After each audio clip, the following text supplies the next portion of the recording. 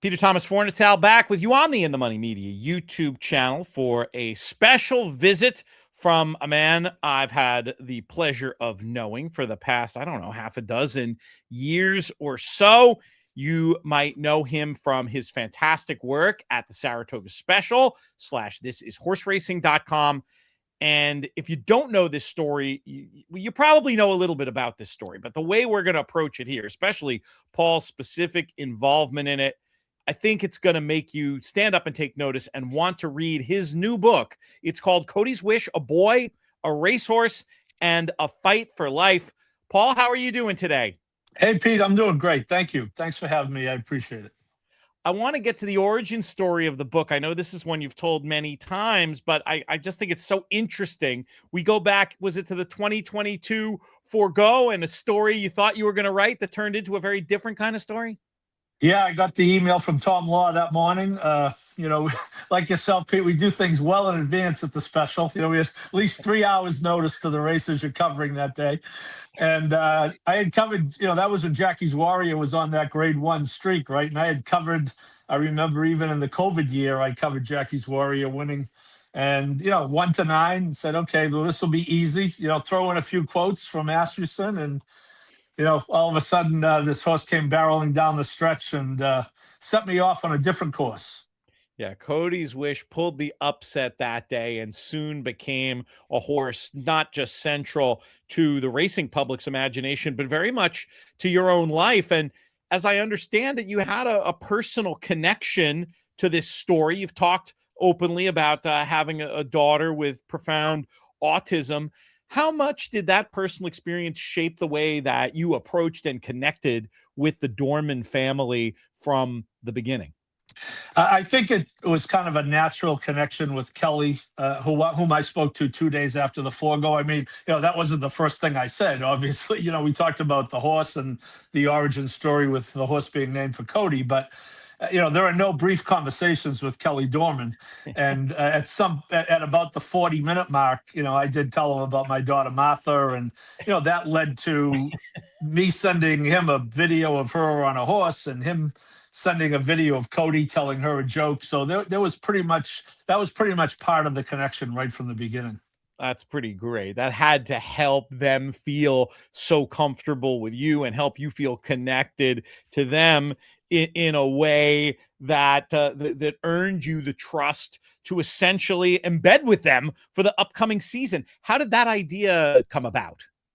Yeah, so I wrote that story, Pete, for the Forgo for the special. Ran second in the Eclipse to my good friend Tom Law, by the way. He got the award. I got the honorable mention, which is great. We had the exacta. I think there was another honorable mention too. In fairness, might have been a dead heat. And then, Cody won the Big Sport of Turfdom Award, and Cody's Wish won the Vox Populi Award. And Tom reached out to me when that was going on in the fall and said, hey, you want to do a follow-up column on this? And I said, sure, and connected with Kelly again. And shortly after that, Pete, I just, you and I spoke, you were very, very generous with your time and advice at the beginning of this process. I had always thought about doing a book, and I kind of got to the this is a now or never one, because if you're not going to pursue this one, what would prompt you to look into a book if you don't pursue this one? So that led us to January of 23, right after New Year's. I spoke to Kelly and Leslie, and we had never met in person, and said, what do you think of a book? And they kind of said, well, we've thought of it, but obviously they did not have that kind of time, caring for Cody. And I said, well, I'd love to do it. I'm confident in my ability to tell the story, but I've never written a book. We'll figure that out. And that was part of the conversations you and I had, and I had with many other people early on. And fortunately, we did figure it out. But yeah, so it pretty much started the beginning of 23, which did allow me to go to Churchill on Derby Day. It allowed me to go to Belmont on Met Mile Day, Saratoga on Whitney Day, and of course the Santa Anita Breeders' Cup, and really live through those experiences with them. Let's back up a little and get into the center connection between Cody and the horse. Let's go back to that story. And then just to preview what my next question will be, I want to ask you about what you originally thought when you heard about the connection between man and horse, and then what you actually experienced when you saw it up close. But there are some new people around here who might not really fully know the story. Yeah, so Cody was in the Make-A-Wish program. He was granted a wish. One thing that I mentioned in the book, Make-A-Wish is not necessarily doing something for, quote, kids that are dying. In fact, the majority of kids are not. But in any event, Cody's wish, one of the big, this kind of, the stories meld together, and people think that his wish was to go meet a horse. His wish was to go to Bass Pro Shops headquarters in Missouri, because, of course, his father is a competitive fisherman. But shortly after that trip, Make-A-Wish asked if he would serve as an ambassador for Make-A-Wish Day, which is a phenomenal day at Keeneland on the second Thursday of the meet. I've had the chance to go to the last couple. It's a great day. And as part of that day, he was given the same opportunity that the Make-A-Wish kids are, which is, we're going to let you go to a horse farm and meet a horse. So he was sent to Gainesboro Farm, and Danny Mulvihill, God love him, brought Dance Card out of her stall with this 5-month-old curling foal. And therein, there was just an instant connection that affected the Godolphin people so much that a year later, when they got around to naming the horse, they chose Cody's Wish based on that connection that they had seen in that one incident. I remember talking to you about this, and you hear these stories sometimes, and you wonder, we're both right. We know the power of narrative and how narrative can shape reality. Is it fair to say that you weren't exactly sure where the line between narrative and real was in this story at a certain point? And then how did you go from a mild skeptic to full on believer? Yeah, I think, Pete, it's not, I don't think it's about being skeptical, but I think it's reasonable to, until you see it with your own eyes, I would say, to not fully appreciate it, which I think is different than maybe being, That's I fair. was never skeptical of it, but you're like, okay, 1,100-pound horse, 70-pound kid in a wheelchair, please explain, and right. How does this work? Yes. Right. So over the course of the year, being at Churchill, watching Kenny McCarthy stop the horse on the track on the way to the paddock before the race, when obviously, he's amped up, and he was an amped up horse once he got in the gate, which I well document. So until you really see it with your own eyes, at that point, you really say, oh, okay, now I really do get it. And, I'm really, again, privileged to have seen it several times over the course of that year. And, I always refer to it, Pete, as an inexplicable but undeniable connection. It sounds crazy to say inexplicable because I just wrote 60,000 words about it to a degree, but it is certainly undeniable that there was something there. You could see it just in watching them interact. That idea, the putting the head down. I mean, it's so appealing, but it sounds like something out of a storybook. And that leads me to my question about the ending of the story. I mean, I edited books, mostly nonfiction, but plenty of fiction for years. If you came to me with the ending of this story in a fiction project, I would have said, that is so cool. I see where you're going. It's too over the top. You can't do it. What was it like for you as a nonfiction author to have an ending that you couldn't write as fiction? Yeah, Pete, I remember obviously the Breeders' Cup, and even if you take the next day out of it, just the way, and you and I talked about this, just the way the Breeders' Cup itself ended with a 5-minute inquiry, and the very real possibility of, now the horse shouldn't have been taken down, but how many races have you and I and everyone else out there in Horse Racing Nation said there's no way that horse should have been taken down, and they get taken down? Well, so that drama every Wednesday, yeah.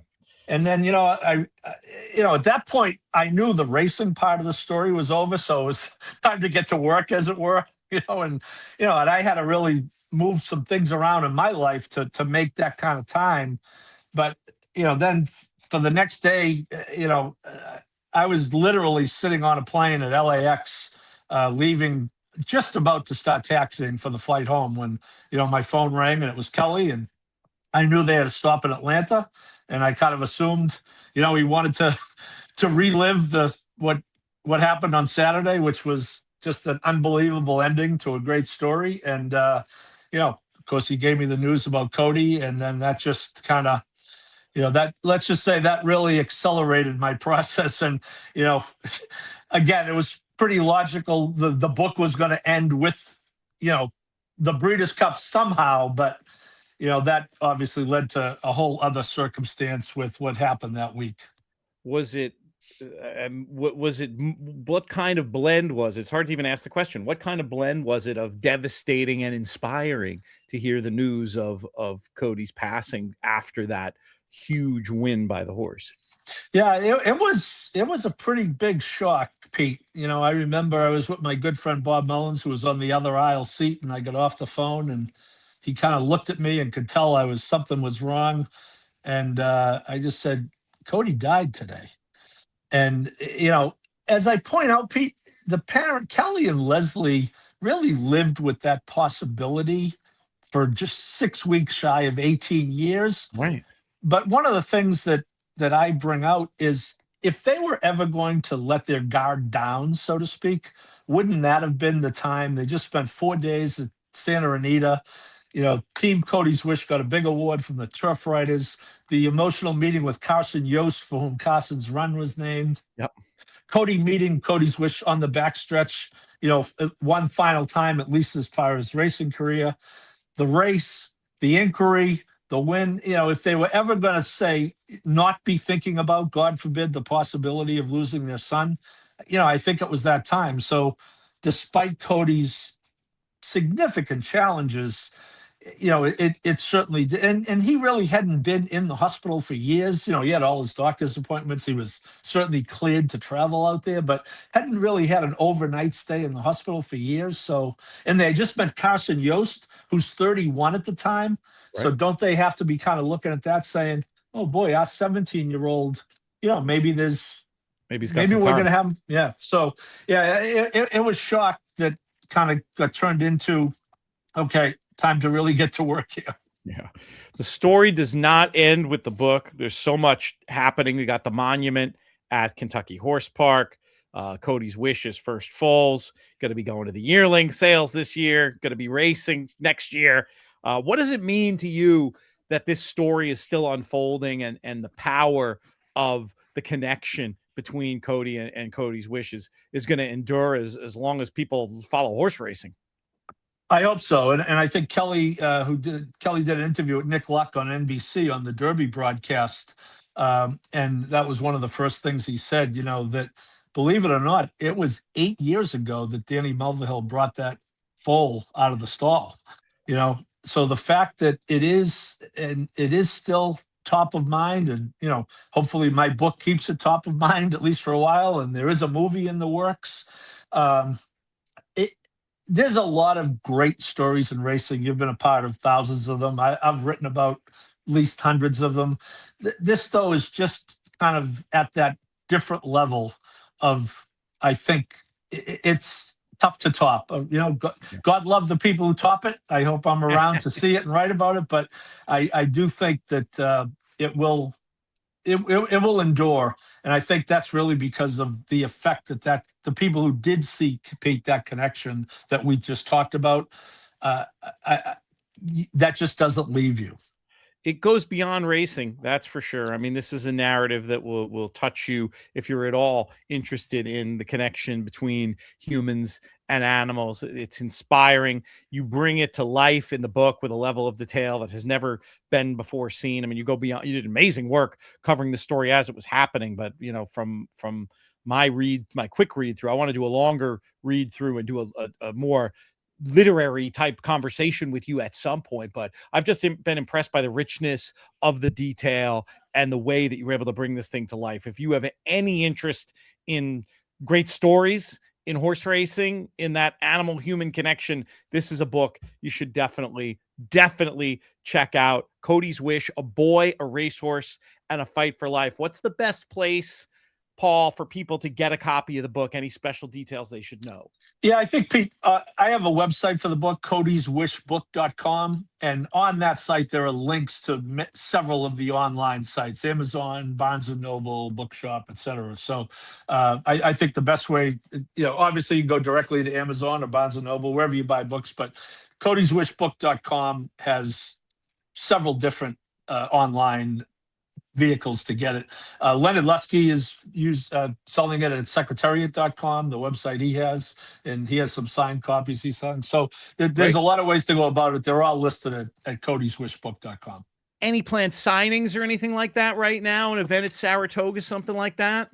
So as you asked, Pete, I'm headed to Kentucky on Thursday, May 21st. I am speaking at the Keeneland Library. Who the hell thought anyone would want to be lectured by me, Pete? But they're calling it a lecture. My wife is not in favor of that. She said that happens too often. Keeneland Library Thursday, the new Hotel Thoroughbred in Paris, Kentucky on Friday. 2 events down in Columbia, the Dorman's hometown, on Saturday, and then one in Richmond, Kentucky on Sunday. The National Museum of Racing on Belmont Stakes morning. For those of you who might be in town for the Belmont, please come over between 9 and 11 on Belmont morning before you go to the races. And finalizing a tentative date, I'm going to be at the track on one of the Fridays in July, doing a signing on track outside the Silks Room.